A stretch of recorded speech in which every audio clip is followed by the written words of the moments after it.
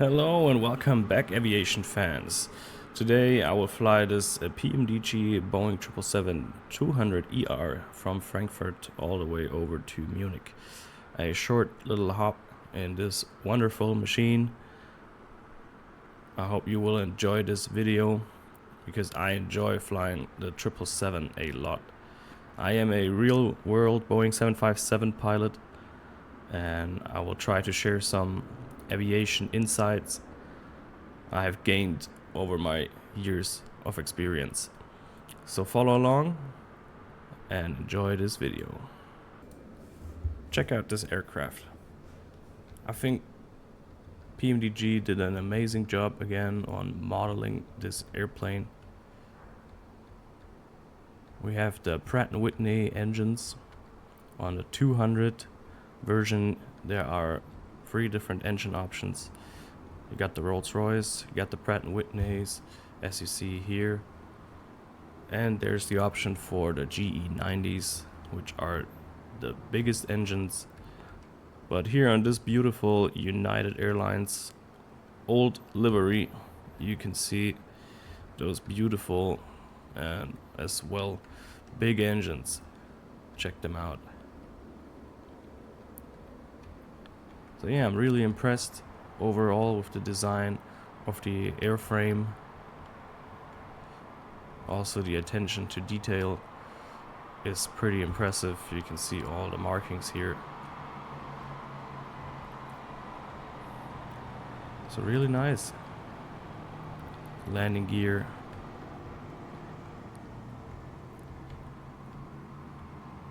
You can see this is where the ram turbine will come out in case of an emergency, so do not walk beneath it. I think it even says that.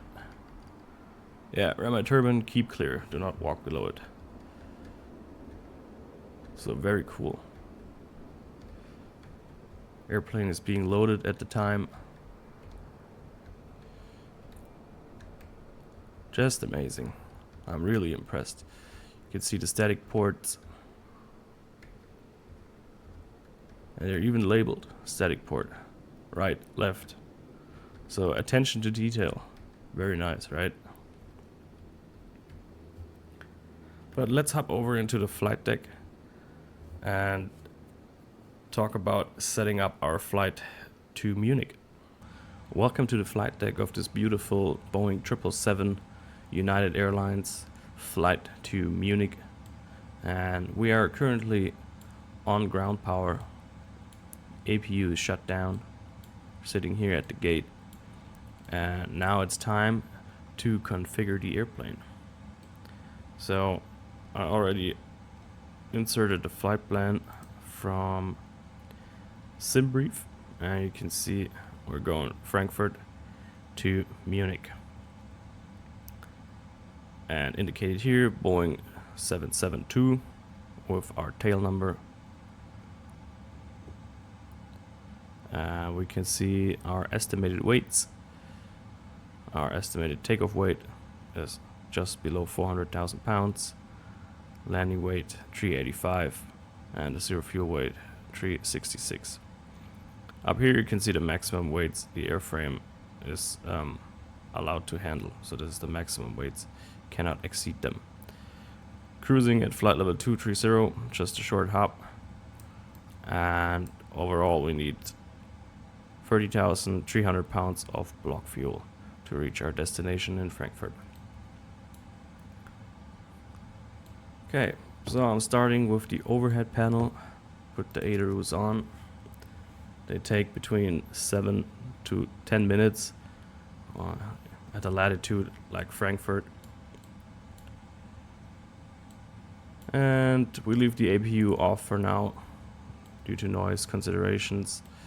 It's not that warm outside. We're on ground power. We leave the wiper off. Yeah, voice recorder left in auto. We arm the emergency exit light. You just close this guard and it will automatically go into the armed mode. Service interphone off. Do not touch the passenger oxygen. Window heat on. And the hydraulic pumps are all off. only the left and right engine pumps are left on, and those pumps only start to work when the engines are running. And we can put the no smoking sign to auto. I'm gonna leave the seatbelts off for now, since we will refuel this aircraft. And for refueling with passengers, you have to keep the seatbelts off. You have to keep the exits clear. And during refueling, you cannot start the APU or the engines. So either you have to start the APU before fueling, or you have to wait until you are completed with fueling. This is for the inboard lights. We'll leave them as is. Landing lights, we'll leave them off for now. Okay, got a better view for you. So here, cargo fire, we can do the test. For APU and the cargo fire, we hear the bell, we see the lights. And it should extinguish here. Yeah, there we go. The EECs are in normal. Start switches normal. Auto start is on. Fuel jettison, don't touch it. And we see low pressure on the fuel pumps, which is as expected at this time. The anti-ice, leave it in auto. The beacon off. Nav lights on. And all the other lights you can leave off. We can do a light bulb test. I checked that all the lights are working. Very good. You could, or you should actually scan the whole cockpit, but I'm not going to do it. Most switches here are left in auto. The packs are in auto, but they're off at the time since we don't have any air source. We don't have any engines running, APU or ground air. So that is why they are off. Trim air you leave on. Isolation valves all in auto. And the engine, APU, and right engine bleed switch are off. Yeah, they're off. And the APU one is in auto. Pressurization, everything left in auto. Wiper off. And that covers the overhead panel. We continue with the flow. These are lights and heaters. Just set them up how you want to. This is a map light. These should be in normal unless it is specified in the MEL, minimum equipment list. You got your clock. We'll use that later. You come over here and you can set your desired settings. So we are in Europe or Germany, so we will switch to hectopascals, and the rest we leave it as for now. Put the flight director on. Auto throttle left and right is on. The FO would switch his flight director on. We're gonna set the numbers on the MCP later on. We come down here, we see the brake source light. Is because the hydraulics are not running, but we still have 2400 psi in the brake accumulator, so that is sufficient to hold the parking brake. Nevertheless, we are on chocks, so we shouldn't be rolling anywhere. This amber band is telling you in this region the brakes are not sufficient to hold the aircraft. This is all left alone as well. Heading reference normal. Switch this to hectopascals. And we come over to our wonderful ICAS screens. So we can see a lot of ICAS messages. And we can click the recall switch to step through them and clear them. So we just check that there's nothing out of the ordinary as of right now. And we clear them because if something new happens, it will pop up and it catches our eye. Because now if something is out of the ordinary, you will get a message. So aero, align mode, doors in manual, gears down. We have 20,000 pounds of fuel. We have to refuel, and the duct pressure, which we need for engine start, is at 0. Come over here, all these switches should be left in normal. Alternate gear normal. auto brakes into RTO, and the FO would do the flow on his side for his setups and panel as well. We can hit the door switch to see which doors and cargo bays are open, and the FMC we will do in a second. We'll just check that all these switches are where they're supposed to be.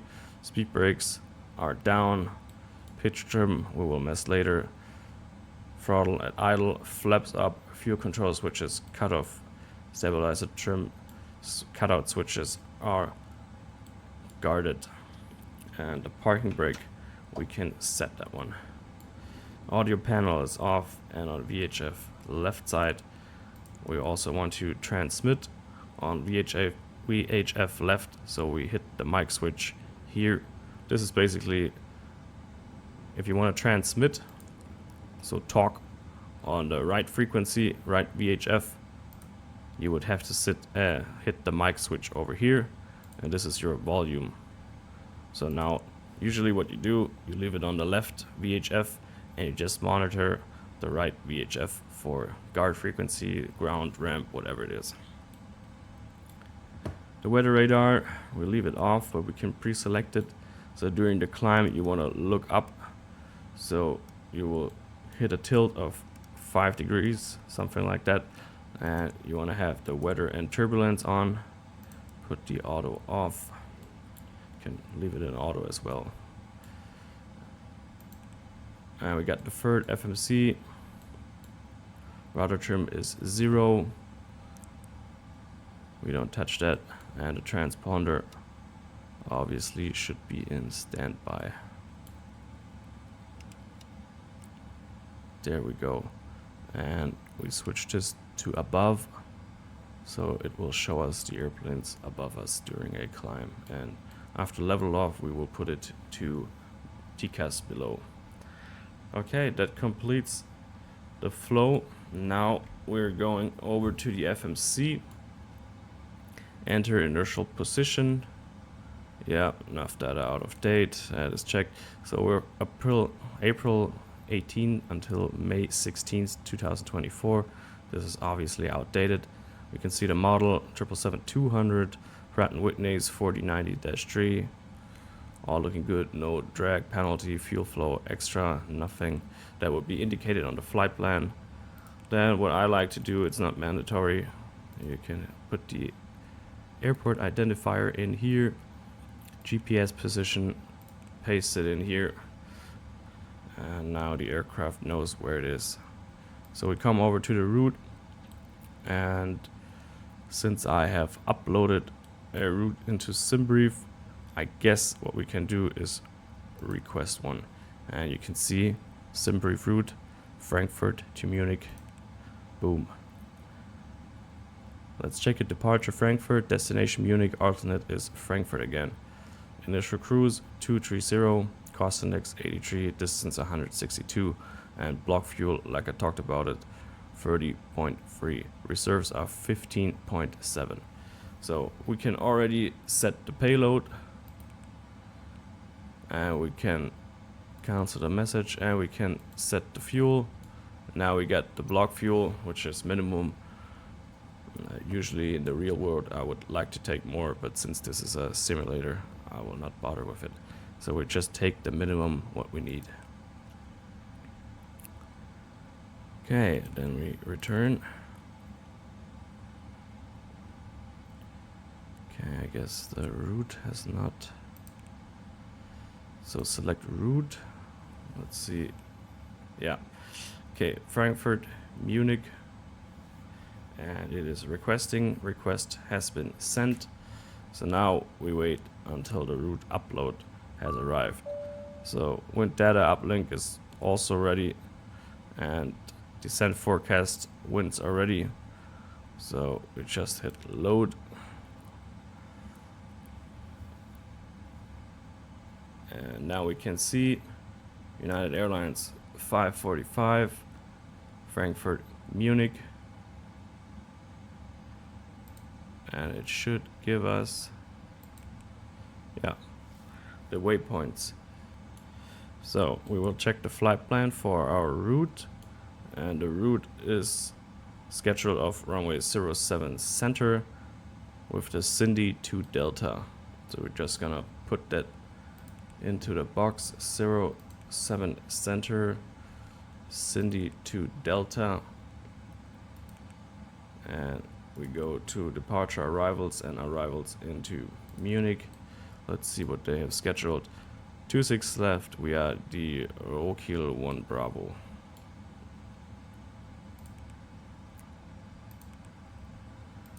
Rokiel 1 Bravo. And yeah, I will figure out the transitions later on, but we can also use the Rokiel 26. Let's just put it in, and we'll make sure it is correct later. Execute it. Now we have a route. Go to the legs, route data, and we will load the winds, requesting the winds, and they should pop up in here. There you go. Execute it, and you can see a W for winds, and here you see all the winds for all the waypoints. Active waypoint Delta Foxtrot 153, all the winds. Then you can see this message: descent forecast uplink is ready. So we go to the third page from VNAV, which is the descent page. We go to forecast, and you see a load. So we hit load, put the winds into the descent forecast. Excellent. Go back here to route, and we go to perf init. Alright, I will clear this. So it already says perf init data accept. I will not do this as of right now.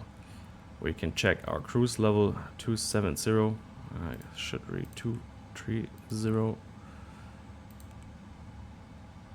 And you cannot overwrite this. Okay, that is weird. We could change it later. So cost index 83. We got cruise CG. That would be inserted as soon as you get the load sheet. The same goes for the fuel weight and for the gross weight. But we can check the reserves, 15.7 as expected, and it is measuring our fuel here at 30.3 pounds, so 30,300 pounds. Thrust limit, we can select that later, and the takeoff, we will leave it blank, and we can put in our acceleration height, which is company and noise abatement specific. So for now I'm just using, in fact this is NADP 2, so at 1000 feet you accelerate and you reduce the power to climb thrust. Engine out acceleration height would be indicated on your performance app. I will just put 1000 feet in here as well.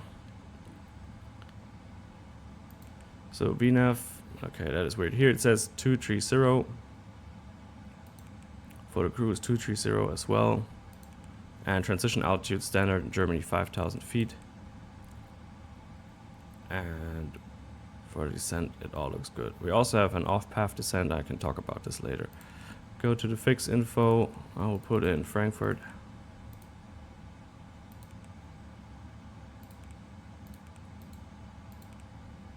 .25 nautical miles as a reference for the MSA minimum sector altitude, which is 25 nautical miles around the airfield. Here you can see this is for reference, and I will talk about this later. Okay, hit the init ref so we can see that we still are missing the values for the performance initialization. So that is it initially to set up the FMC according to your flight plan. The next thing we're going to do is we set up our departure. So we already know our initial heading, which is 066 here out of Frankfurt.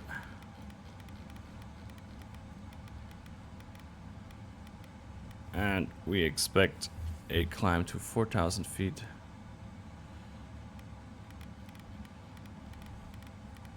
So what I would do if we don't have a clearance yet, I would, come on, set this to 3,900 feet, so I know that we're still expecting a clearance. That is set. I will check the waypoints.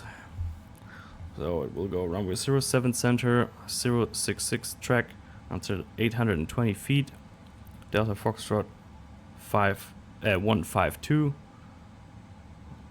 waypoint 150, Delta Fox 153, Amtix and Cindy. And there should be a speed restriction for Delta Foxtrot 150 at 220 knots, and what you need is a altitude an altitude restriction, excuse me, as well for this waypoint. So I will just do 1000 or above.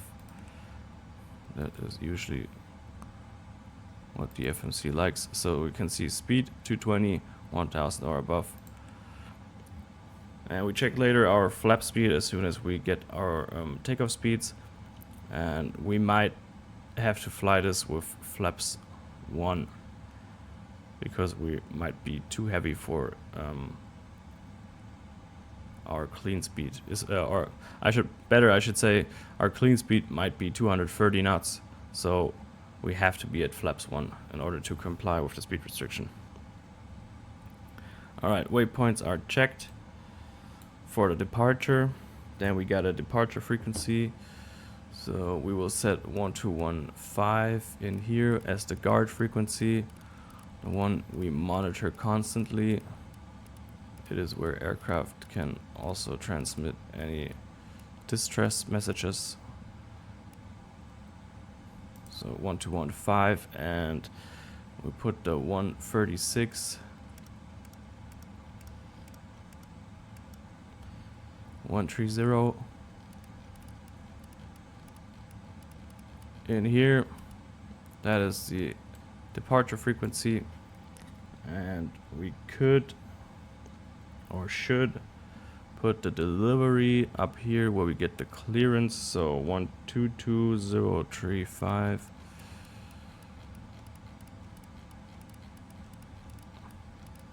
That will be the first frequency you would have to call as delivery. After delivery, you either talk on the apron. And in Frankfurt, where we are sitting here, Terminal 2, it is apron echo.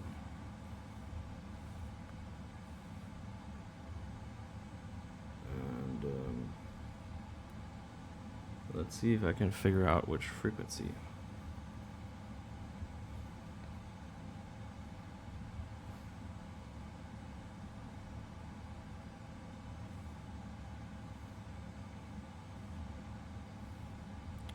We're just going to take 121755 for the apron. And we got the frequencies pre-selected. We can focus here on the FMC again. And actually I will switch the runway in Munich. They usually give you ILS 26 right if you're arriving from the north. And the roadkill 26, execute that, go to the legs, and now we check for any discontinuities. Okay, we come here and it makes sense to paste the roadkill onto roadkill. Then we got roadkill Delta Mike 421, 429 vectors inbound to Gudek, which is our final approach point. So that looks good. We execute that. So now we have a complete route. Go over to the map mode, reduce the scale. And now we wait until boarding is complete. We have the final load sheet. We set the weights and the speeds. Alright, before disconnecting the ground power, we want to start the APU. So we turn it to start, and it's spring loaded back to the on position.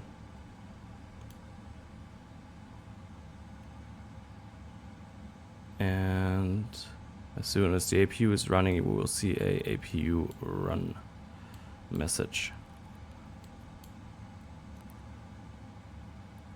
We can disconnect the jetway, assuming board is completed. Before that, obviously, flight attendants would close all the doors. So door management, close all. And you can see doors are closing. As soon as they're all closed, we will arm them. So arm all, so the slides will deploy in case of an emergency. Go back to the ground. We just wait until the APU spools up.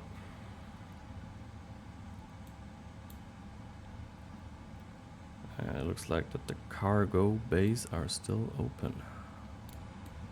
I had to remove the ground equipment before I could close the cargo doors, but now you can see all doors are closed and armed.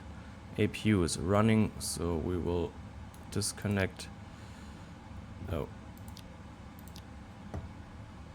ground power, and we will signal the ground guys that they can disconnect the ground power. So release, remove the chocks. We are on parking brake. All right, and then we go for the weights. So we got the OFP, but you would get a load sheet indicating the actual weights, but since this is a simulation, the weights on the OFP are the same as they would be on the load sheet. We could type in the zero fuel weight 366.4, or on the simulator you could just press this button and it will populate the number for you. Paste it into zero fuel weight, it will add the fuel, and this number plus this number equals the gross weight.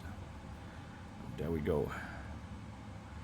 Then we go over to the thrust limit, and we can reduce our takeoff thrust by 20%, the same for the climb power, to save engine life.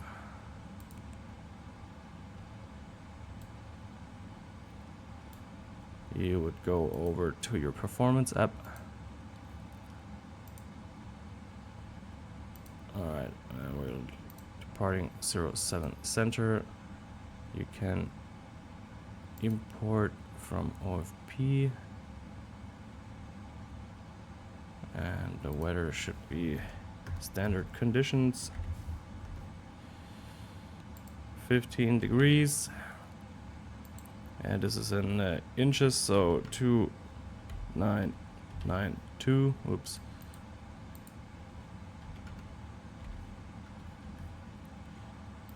And the CG we will find out in a second. We plan on flaps 5. That is also, it would be indicated by your performance app. The CG would be indicated by your load sheet, but the aircraft here can automatically put this in. So CG is 25%. So CG 25. And now I guess we can calculate. Yeah, it says acceleration height 1500 feet, flaps 5, EPR setting 1.29, takeoff 2, selected temperature is 38, and trim should be 625. Yeah, 625 looks good. And so 38 degrees is what they wanted for. So we further reduce it. So we already reduced it by 20%, but then we're going to tell the engine that it's warmer outside, so it produces less power, saves even more. And the EPR setting 1.29 as expected. You can also see the EPR setting over here at 1.29. So takeoff flaps 5, 38 degrees, DTO 2, CG 25%, trim 6.25, and the speeds 127, 131, 136. 127, 131, 136, checked. Put them in here, 136.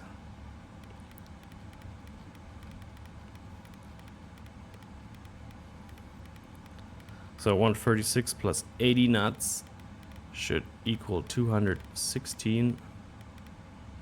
So 216 is below 220 for our climb restriction. VNAV unavailable. Okay, that is interesting. But yeah, 220 knots, we should be able to fly it clean. so we can retract our flaps. So I'm not sure why it says performance VNAV unavailable.